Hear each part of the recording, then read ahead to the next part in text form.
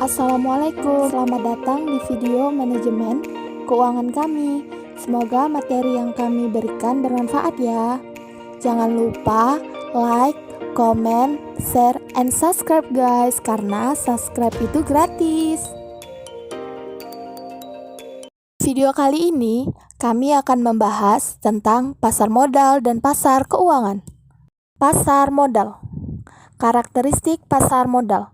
Pasar modal adalah pasar atau tempat yang memfasilitasi perdagangan dan penerbitan dana jangka panjang seperti saham, obligasi, atau surat berharga lainnya.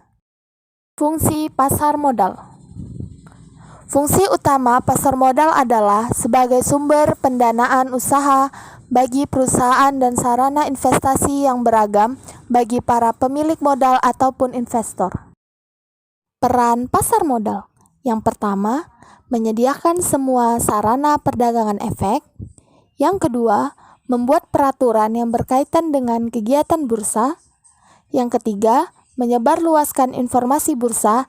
Dan yang keempat, menciptakan instrumen dan jasa baru. Adapun pelaku pasar modalnya, yang pertama, BAPEPAM atau Badan Pengawas Pasar Modal. BAPEPAM sebagai otoritas tertinggi di pasar modal memiliki tugas sebagai berikut. Yang pertama, mengadakan penilaian terhadap perusahaan-perusahaan yang akan menjual sahamnya ke pasar modal atau go public. Yang kedua, menyelenggarakan bursa pasar modal yang efektif dan efisien. Yang ketiga, mengikuti perkembangan perusahaan-perusahaan yang menjual saham secara teratur, wajar, dan melindungi kepentingan pemodal dan masyarakat umum. Yang kedua, bursa efek. Bursa efek adalah lembaga penyelenggara fasilitas perdagangan jual beli efek perusahaan yang telah terdaftar di bursa. Yang ketiga, lembaga clearing dan penjamin atau LKP. Di Indonesia, dilakukan oleh PT Clearing Penjamin Efek Indonesia atau yang biasa disebut KPEI. Yang keempat, lembaga penyimpanan dan lembaga penyelesaian atau LPP. Di Indonesia, proses ini dilakukan oleh PT Kustodian Sentral Efek Indonesia atau yang biasa disebut KSEI. Yang kelima, perusahaan efek. Perusahaan efek merupakan lembaga yang mendapatkan izin usaha dari BAPEPAM untuk menjalankan kegiatan penjamin emisi efek, perantara perdagangan efek, dan manajer investasi.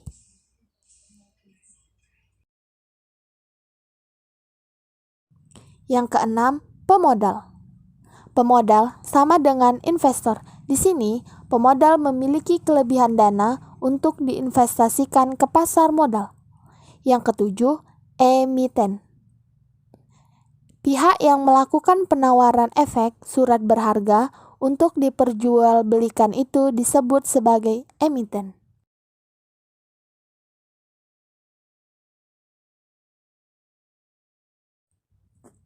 Produk pasar modal.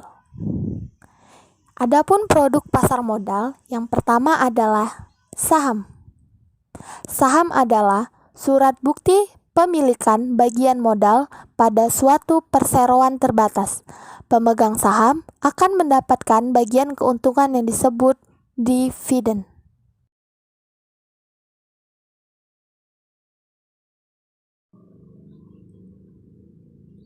Saham bila ditinjau dari segi hak tagih dapat dibagi menjadi dua, yaitu saham biasa atau common stock, saham preferred atau preferred stock. Bila ditinjau dari segi cara peralihan, maka saham dapat dibagi menjadi sebagai berikut. Yang pertama, saham atas unjuk atau bearer stock. Yang kedua, saham atas nama atau registered stock.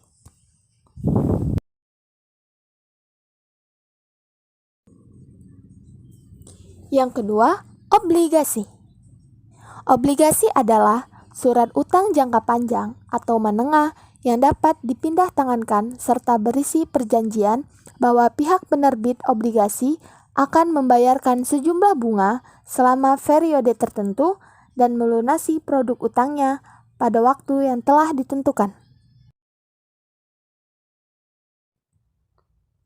Obligasi menurut jaminan atau klaim atas aset tertentu terbagi atas dua. Yang pertama, secured bonds. Di sini secured bonds adalah obligasi yang penerbitnya dijamin oleh sejumlah aset, sedangkan yang kedua, unsecured bonds, obligasi yang penerbitannya tidak memiliki jaminan. Jadi di sini kalian bisa membedakan kan?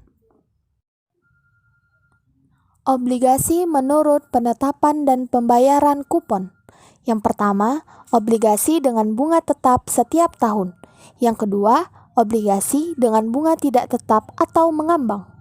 Yang ketiga, obligasi tanpa bunga.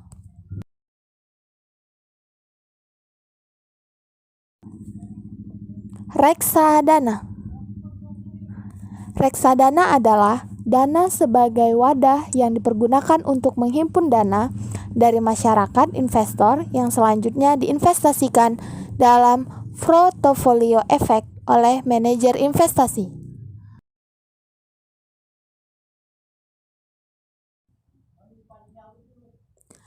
Resiko dari pasar modal. Yang pertama, resiko daya beli. Yang kedua, resiko bisnis. Dan yang ketiga, resiko likuiditas.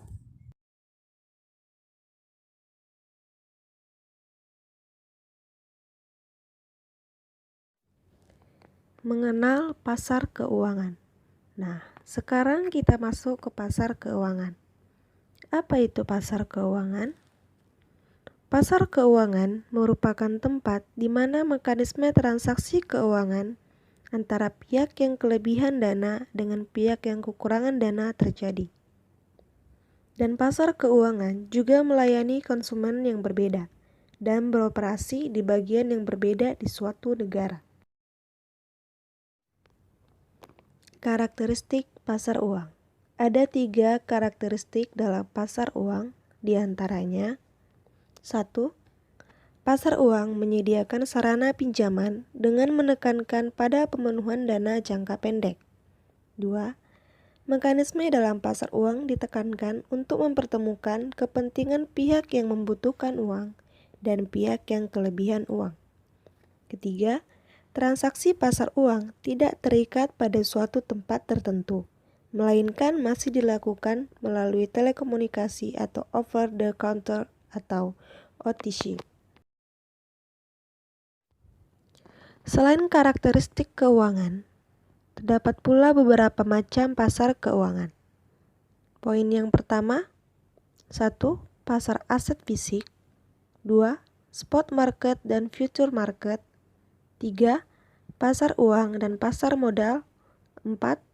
Pasar hipotek. 5. Pasar primer atau perdana. 6. Pasar pribadi atau private market. Pasar modal vs pasar uang. Apa perbedaan pasar modal dan pasar uang? Pasar modal. Pertama, pendanaan jangka panjang. Pada pasar uang, pendanaan jangka pendek. Kedua, dalam pasar modal, transaksi di bursa efek atau pasar konkret. Dalam pasar uang, transaksi via sarana telepon atau pasar abstrak. 3.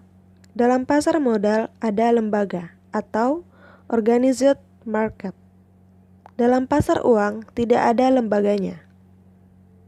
Keempat, dalam pasar modal, dalam pengawasan Bapepam. Pasar uang dalam pengawasan Bank Indonesia. Terakhir, instrumen alih saham obligasi.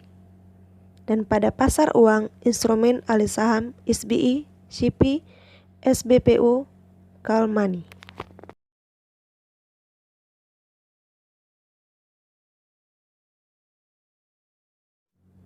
Selanjutnya, pelaku pasar uang. 1.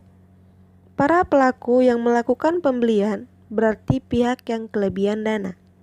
2. Penjual adalah pihak yang kekurangan dana. 3. Para pelaku pasar uang tidak terbatas pada perseroan terbatas dan bank. Perantara keuangan. Dalam pasar keuangan ada 2 perantara keuangan. 1. Perantara keuangan yang tidak merubah klaim atau sekuritas, yang berarti perantara keuangan yang menjembatani pihak defisit dengan surplus tanpa merubah klaim. 2. Perantara keuangan yang merubah klaim, yaitu perantara keuangan yang merubah klaim sekuritas primer menjadi sekuritas sekunder. Terima kasih sudah menonton video kami. Like, komen, subscribe, dan semoga bermanfaat.